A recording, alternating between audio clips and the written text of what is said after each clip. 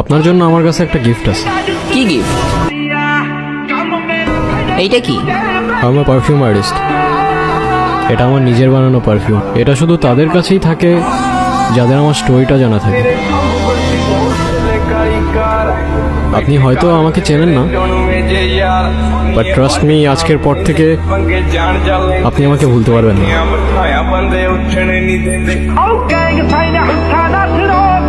আজব তো, আমি এখন এই পারফিউম দিয়ে কি করব?